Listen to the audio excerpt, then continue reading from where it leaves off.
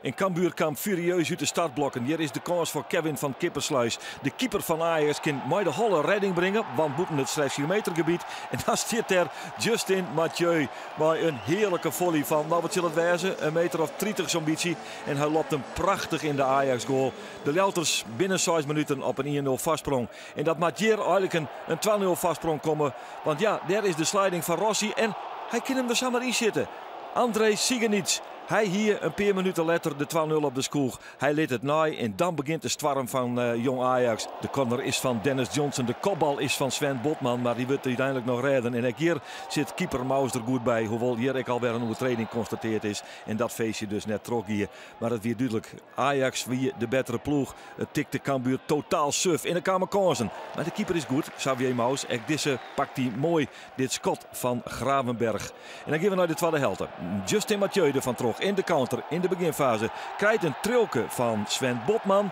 En dat betekent dat Botman zijn tweede gele kaart krijgt. Cambuur krijgt uiteraard de penalty. Ajax maakt 10 man verder. Mathieu kan de 2-0 erin zitten. En dat doet hij keurig van een halve meter.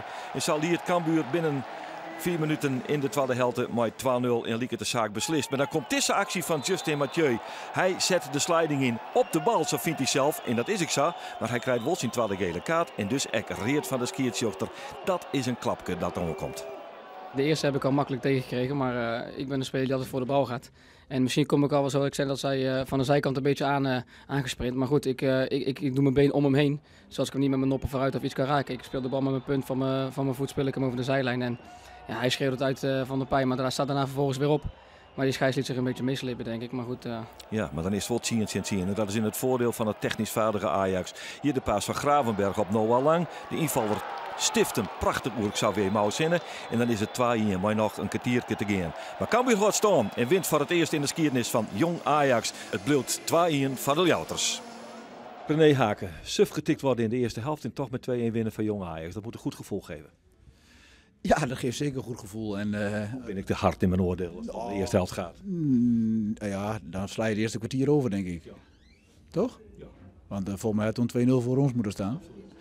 Maar goed, daarna zie je ook gewoon dat er bij Ajax heel veel talent loopt. Diep in je achterhoofd kun je er nog wel van genieten ook. Want als ik zie wat voor ritme, wat voor tempo die jongens kunnen spelen, dat is gewoon wel heel knap. En dan is het dan ook uiteindelijk heel knap dat wij dan toch nog een resultaat eruit halen.